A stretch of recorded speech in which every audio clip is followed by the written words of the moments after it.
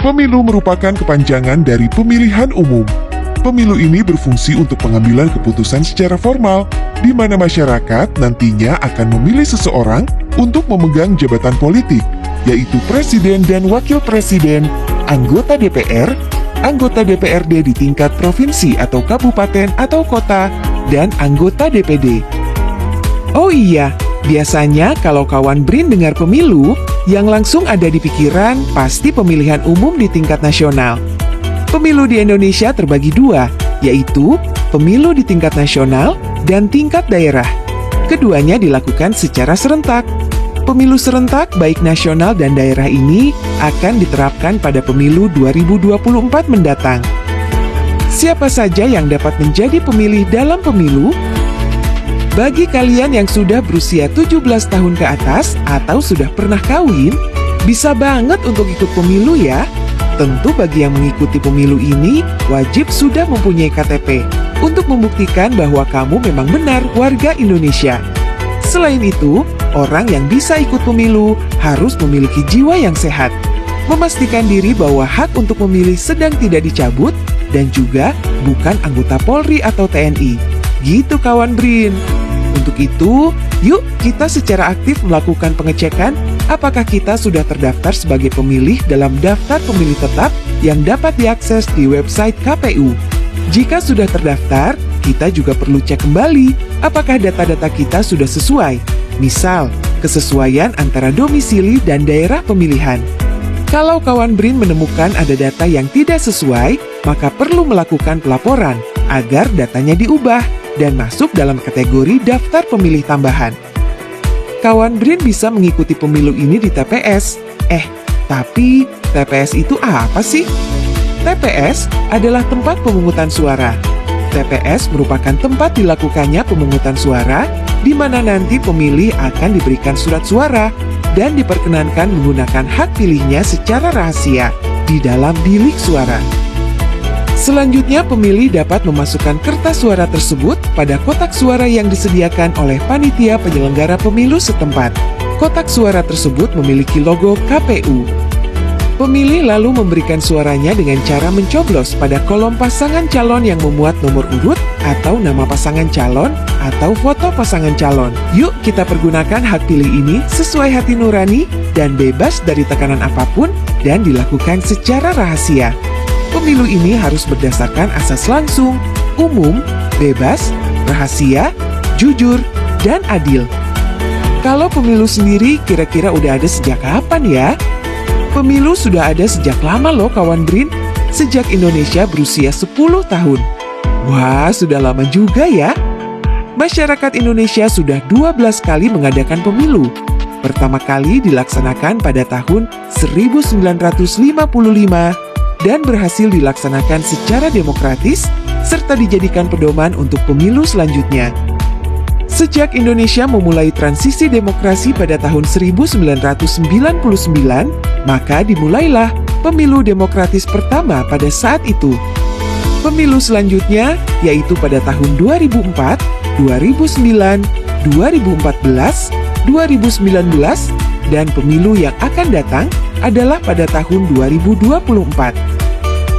Tapi perlu kawan Brin ketahui bahwa pemilu 2024 nanti akan berbeda dengan pemilu 2019.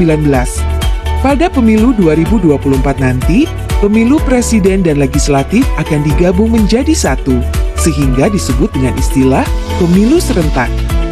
Para pemilih akan menggunakan hak pilihnya sekaligus untuk memilih presiden, wakil presiden, anggota DPR, DPRD provinsi atau kabupaten atau kota, dan DPD. Maka nanti akan ada 5 kotak suara. Itulah sebabnya pemilu serentak disebut pemilu 5 kotak. Assalamualaikum warahmatullahi wabarakatuh. Jumpa lagi bersama saya Willy Saputra. Pada kesempatan ini saya akan memenuhi tugas mata kuliah Antropologi Pembangunan dengan tema pembangunan politik. Bagi pemilih pemula yang membahas mengenai yang pertama, makna pembangunan dan makna pembangunan politik. Pembangunan merujuk pada proses perubahan positif dan peningkatan dalam berbagai aspek kehidupan masyarakat. seperti ekonomi, sosial, dan infrastruktur. Sedangkan pembangunan politik khususnya berkaitan dengan pembentukan, penguatan, dan efektivitas lembaga-lembaga politik serta partisipasi masyarakat dalam proses politik. Yang kedua, siapa sih yang disebut pemilih pemula? Pemilih pemula mengacu pada individu yang baru pertama kali memenuhi syarat untuk memberikan suara dalam pemilihan umum atau pemilu. Mereka biasanya termasuk dalam kelompok usia yang baru mencapai usia pemilih, sesuai dengan persyaratan hukum setempat. Selanjutnya yang ketiga, bagaimana pemilu 2024 dan siapa saja yang akan kita pilih? Proses pemilu melibatkan partisipasi warga negara untuk memberikan suara mereka kepada kandidat atau partai politik yang dianggap paling sesuai dengan pandangan mereka. Pemilu adalah salah satu elemen pokok dalam sistem demokrasi, memungkinkan rakyat memilih peran aktif dalam menentukan arah pemerintahan dan kebijaksanaan negara. Hasil pemilu menentukan siapa yang akan menjadi pemimpin atau anggota parlemen, dan ini berdampak besar pada perjalanan kebijakan dan tata kelola negara dalam jangka waktu tertentu.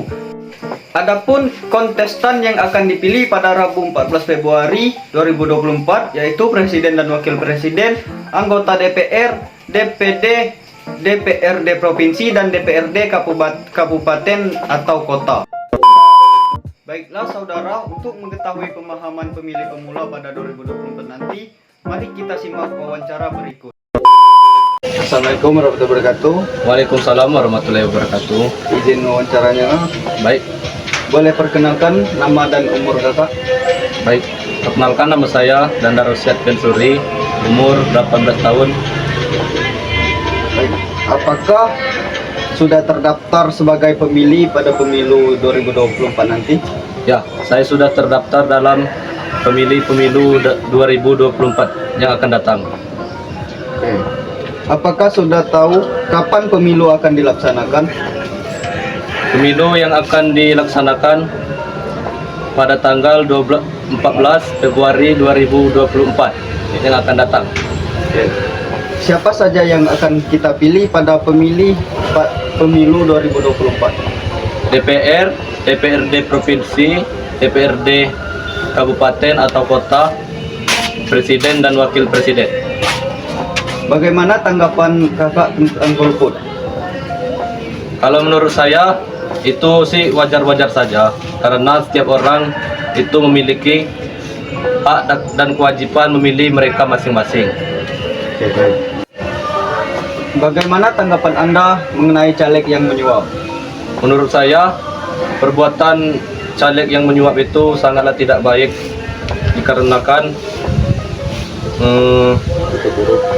itu adalah suatu hal yang tidak baik untuk dilaksanakan dalam pemilihan 2024 tersebut, karena perbuatan menyuap itu sangatlah tidak baik maupun di agama ataupun di lingkungan masyarakat lain-lainnya.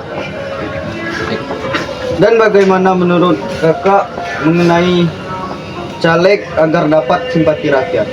Kalau menurut saya sih, para caleg itu harus menjalin komunikasi terhadap pemilih dan harus menjaga hubungan baik terhadap pemilih tersebut nantinya. Baiklah, demikian gambaran pemahaman pemilih pemula tentang pemilu 2024. Mari kita memilih dengan cermat dan cerdas. Mari kita sukseskan pemilu 2024. Terima kasih. Assalamualaikum warahmatullahi wabarakatuh.